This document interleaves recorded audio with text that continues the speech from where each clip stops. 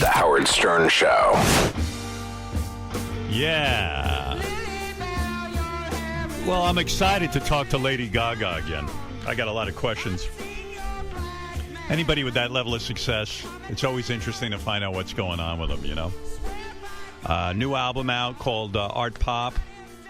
Lady Gaga will be performing live her song Dope. Who's that about? Me. Gaga, did you write the song Dope about me? Was that it? I did. I had a paranoid... Well, now you look... You see, this is what I love about you. You look high. Yes, hi. Where's she going? Where are you going? I like this look. Where are you going? You stole my hair. I had to show you up. Good to see you. The greatest hair in radio. I used to have hair like that, actually. You did? Hey. No. You had it fuzzy? No. I used to... Oh, I had a long do. He couldn't help it. I got sick of it. It was too much work. You going to be able to wear headphones with that thing? Yeah, I'll be fine. Let me see if I can... She'll make it work. See, I think you would be a great lover, and I'll tell you why. Because you enjoy Dressing up? dressing up, and you enjoy playing characters. I am a great lover, and I do all of those. Are we on the air? Yes. Hello, I hope everybody. so. Hello, Yes. world. Lady Gaga. I actually love doing that, and it's been a challenge for me in the past to find, guys that are into that. Oh, I'm yeah? so into that. Well, because, I think they like the idea of it in a movie, but when your girlfriend actually changes outfits 3 times a day and is always different. Can I be honest with you? Like, my wife will be like, I like to talk during sex, and I like to, Yeah. And she's always like, shh, quiet down, because she's not into that. And Maybe so, it's distracting her from her orgasm. It could be. I think it is, actually. And believe me, with me, you need to concentrate on that orgasm in order to get it going. No way. But Come on. I like this kind of dressing up. Someone said you had a stylist, and I know you changed management and your stylist recently. The stylist said it was too much for him because you will change your outfit 12 times a day. Okay. Well, he hasn't been at work for 2 years, so... So what does he know? Well, no, because Brandon, who's my stylist, was actually Nicola's assistant. I see. And he's been working with me since the Monster Ball. The first one, the theater tour. So, but yeah, I do change up. But, that's your job. If you love clothes, it shouldn't be a chore. And I actually love changing, and it doesn't take me very long when I do it. And you love it. Yes, it makes it's you who feel I special. am. Yeah, but 12 times a day, that can take That is a lie. That is a lie. Yeah. You'll change 3 or 4 It's times. also a lie that he quit that week and that he, Everything's a lie. When Yeah. when I buy a new sweater or something, I get excited to wear it the next day. I do. I'm a dude, but I enjoy wearing something that looks good on me. Oh, I think of you differently now, Howard. What, that I would change my outfit? No, I just think it's sweet that you obsess about your sweaters. I do. Don't you, though? You do obsess about everything with your career. I feel you are a With warrior. my career? Yes. No, I don't a worrier, but I'm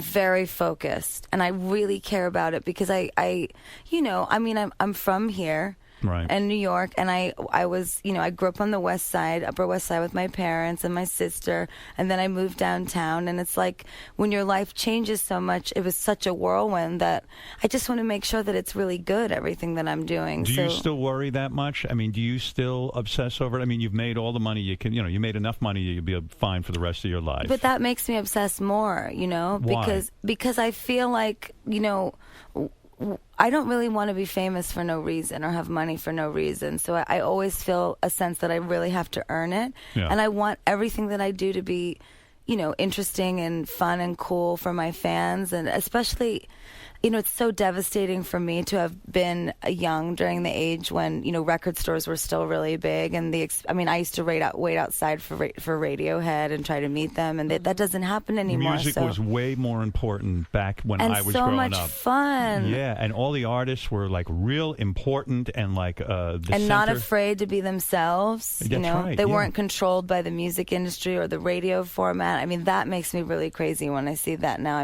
As an artist, all you have is your voice. Do you feel that you have this intense pressure? Like sometimes I feel bad for you because I'm like, I was talking about this with Robin this morning. Miley Cyrus will go out and do something sort of way outrageous, be naked or something. And then Katy Perry will do something. And now it's almost like a competition that you have to do something insane. Who's more outrageous? Like Miley Cyrus lit up a joint the other night on stage. And like we were saying, well, does that mean Gaga has to go out and shoot up on stage in order to, you know what I mean? Do you feel this intense pressure to keep outrageous? No, because that's not what I do. But I had that pressure in my career. Remember I was like Fart Man and all that? Like I was like, yeah, I thought they had to do everything. Do you know what I'm saying? Like from my fans, and it's actually good that you're asking me something like this, because the truth is there's always an intention behind the things that I'm doing. So the intention behind, a performance or just me being myself, this is always coming from a place of wanting to inject some good into the world. Right. So it's not because I'm trying to get attention to sell records for this album cycle or because I'm undergoing a reinvention. And I think that it's actually a good time for me right now because other artists are doing these sorts of things. I think it really highlights what I do, which is I'm not a shock jock for no reason. When I do, like when I wore the meat dress, there was 4 discharged soldiers standing next to me that were discharged from the military for Don't Ask, Don't Tell. So there was always a reason behind my activism. So you never feel like it's a grab for love, because sometimes it's like wanting everyone in the world to love you is an impossible. Well, everyone in the thought. world does not love me. Let's start right there. But and I'm okay with that. Are you okay with it? Or sometimes you feel like, how can they not love me? Listen, if half the people in the world don't think you're ridiculous and hate you, you're doing something wrong. I mean, this is like notorious in the history and of all you can live great. with that? Listen, I do not make music, and I did not get into this business to be worshipped by people as Princess Gaga, like I'm the most amazing thing in the world. In fact, it makes me very uncomfortable because I really just want to make music and write songs and perform on stage. And yes, people want to drive your car to the bank, when you start to make money. And yes, they, want to see you become the, incredible, a legend. And, it's like, fuck off. It's like, I make music and it's either going to go this way or that way. And it doesn't matter because I am here.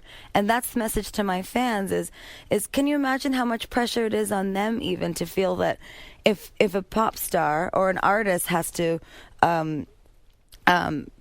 use antics to get any attention to sell records, it's right? the music that really... It's the music that sells it. And to be fair, I think that if you look back in my career, even though I might have been viewed this way for a while, I really feel that the music and my integrity as an artist and my activism has always been at the heart. I mean, with Born This Way, no matter what anybody said about this album, I was like, fuck off.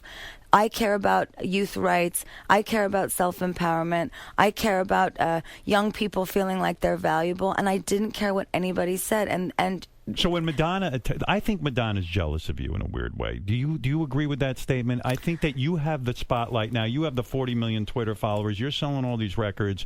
You're going out on big tours. You're this sort of outrageous but one. You're the also artist. like the pop artist, right? That's what she was. I don't know. She knocks you. I feel, doesn't she? Well, I mean, I don't. It's. I mean, there's not so many ways that you can interpret it. I guess I mean, you could look at it that way, but to me, honestly, I think she's more aggravated that I'm not upset that she doesn't like me. Right. Because I don't care that she doesn't like me. It doesn't get to you. No, I don't care. When you're Elton John's kid's godmother, you spoil those kids? Do you see the kids? Yeah, of course I do.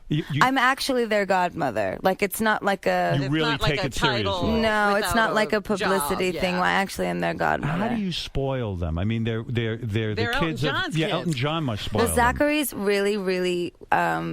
he really, really loves fire trucks. Right. So I get fire trucks for him, and he's pretty happy with that. Right. And we're still working on him recognizing me every time he sees me because I always have something else on. But it just takes him a second, and he goes, oh, And there's Gaga Mother, and he's very sweet. And then little Elijah, he's still a baby, so I get him huge. It's really funny. The gift baskets I give him are usually more big than he is. Where he could fit in them. Couldn't you buy him a real fire truck at this point?